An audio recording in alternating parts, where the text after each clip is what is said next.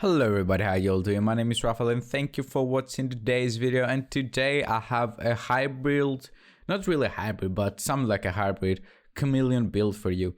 Now, if you have seen any videos of my own in the past, you would know that I really enjoy playing with a Chameleon, and that's simply because of the buff that it has. A lot of people actually think that this is a really bad weapon, but I think that it can output a lot of damage, and at the same time, because of all the buffs that it gives you here, it allows you to invest on some other thing instead of just like weapon damage and critical hit damage. So as you can see, what I've done here, I'm running 2 Beltstone armory pieces for the armor on kill. I'm also running the Liquid Engineer backpack for the perfect bloodsucker, and as you just saw in the gameplay, I can, get a lot of armor on kill. I can do pretty decent, I would say, actually a lot of damage, and as you can see, I'm not having any issues like clearing control points on heroic. So let's start with stats first, right?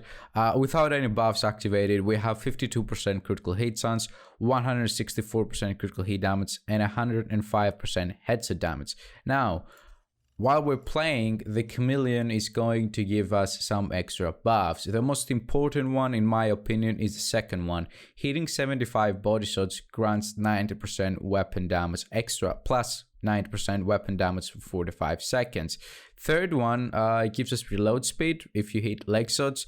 It's whatever, you might get to activate it even if you don't want to, as you will see I did in the gameplay, because you might miss some shots or whatever, but it's really not that bad, because if you have very high reload speed, it actually boosts your DPS as well, but it's not something that I'm actually going after. And the first buff, hitting 30 headshots, grants 20% critical hit chance and 50% critical hit damage for 45 seconds. So as soon as we get, getting 30 headshots, it's pretty easy, right? It's not that hard to do. The hardest part, and that's not because it's hard, but it's simply because it takes longer, it's the body shots. You need 75 body shots, so that's at least 2 magazines. My advice would be to first go for the body shots and then go for the headshots. The reason for that is very simple. Critical hit damage scales off depending on your weapon damage. So in my opinion, 90% weapon damage, it's much more beneficial to your overall DPS if you get it first and then add an extra 50% critical hit damage on top of it.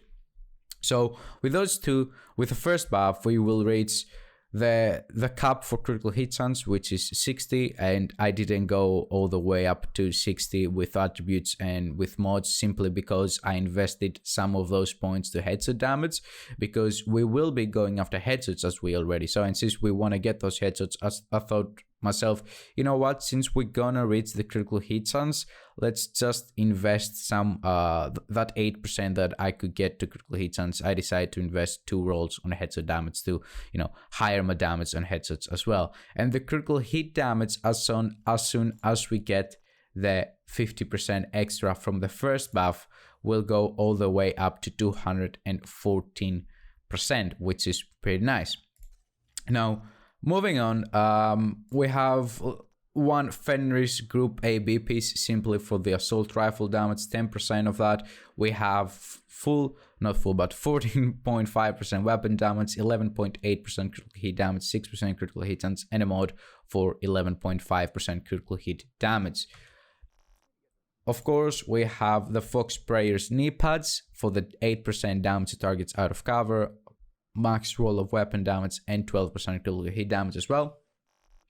Gloves, I decided to go with the Grupo Sombra for the 15% critical hit damage. We have weapon damage, critical hit chance. I'm pretty sure, I haven't tested that out yet because I don't have a God roll Walker Harris piece, but if you can get a Walker Harris piece here for the 5% weapon damage, I'm pretty sure that you will do more damage. I'm not really good with the math, but I'm pretty sure that 5% weapon damage is better than 15% critical hit damage, because as I told you, critical hit damage scales depends on how much weapon damage you have in the first place, right? So even if you have lower critical hit damage but higher weapon damage overall, the critical hit might hit harder. As I told you, I'm not so sure about that because I don't have a good Walker Harris piece of gloves, so I cannot test that out. I'm pretty sure that some of you might be able to do that, and let me know down below in the comments. But even if you don't have the 5% weapon damage, is okay. I mean, it's just 5%, you know what I mean? So again, we have critical hit damage, critical hit chance, critical hit damage 11.5, and 15% weapon damage. Now, I decided to go with 2 Bellstone Armory. And the reason for that is because I want to have the 10% armor on kill. Now, why I want to have the 10% armor on kill? Simply because we're running perfect glass cannon. We're going to get to that back later though. So as you can see, 2 Bellstone Armory pieces. The armor regeneration is whatever. I think it's somewhere around, we have 1.1 million armor in total. So I think 1% is what, 11,000. So it's not important, but the 10% armor on kill is actually quite important. Why? Simply because we're running the gunner specialization, and as you can see here, the gunner specialization gives you an extra 10% armor on kill. So that means we totally get 20% armor on kill. That means that out of 1.1 million, 20% is 220,000 armor on kill. But we're not done there. We also have the perfect Bloodsucker. Killing an enemy adds and refreshes a stack of plus 12 bonus armor for 10 seconds. Max stack is 10. Now keep in mind that this is not armor on kill, this is bonus armor on kill. What that means is, in case you're a new player, armor on kill is you will get some white armor back when you kill an enemy, and you're gonna lose that armor as soon as somebody hits you, right? Bonus armor is the blue armor that you get when you kill somebody, and it stays there for a specific amount of time, and it keeps getting stacked up. As you can see here, we can stack it up to 10 times, and with every kill that we get, it actually refreshes all of the stacks that we have already gotten. So 12% of 1.1 million armor is 132,000 bonus armor, okay?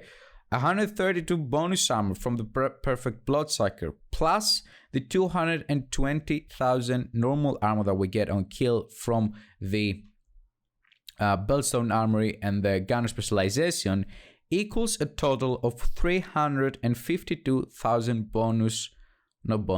armor on kill. As I told you, some of it is normal, some of it is bonus armor. So if you have the Liquid Engineer backpack, is a really good thing if you can use it. If you don't have that, you can always go with a simple Bloodsucker.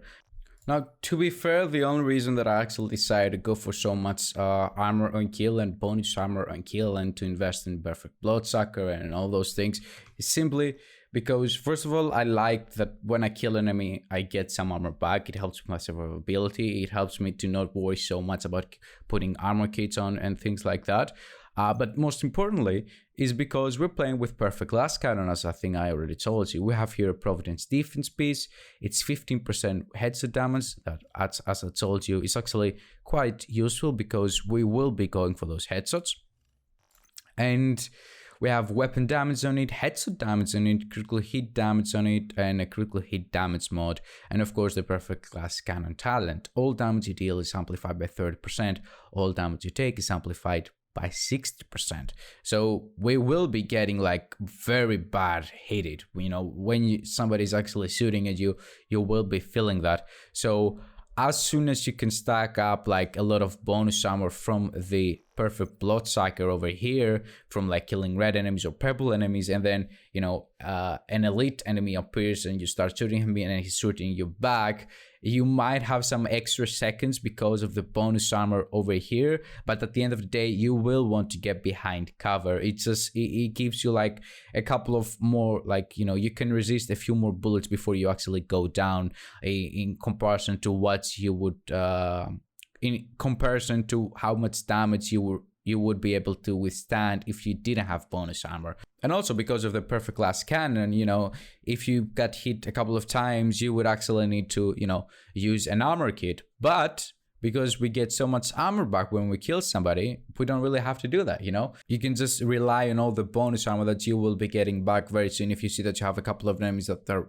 really easy to take down, then you just kill those guys instead of wasting an armor kit. I think the gameplay that I showed you, I only used an armor kit in what, like, I think 1 time or 2 times. So yeah, that's pretty much the build. I mean, look, there hasn't been any new content for months now, right? More than a year, I think. And pretty much all the best builds have been discovered. So right now what I'm trying to do is, you know, play around with different type of brand sets, different type of weapons, see what's fun to play, see what's not fun to play, and share it with you guys in case some of you want to try it out and might end up enjoying it. So yeah, thank you very much for watching. If you enjoy the videos that I make, and if you want to see more, please make sure to subscribe. I really appreciate it. Thank you very much for watching. Once again, have a wonderful day.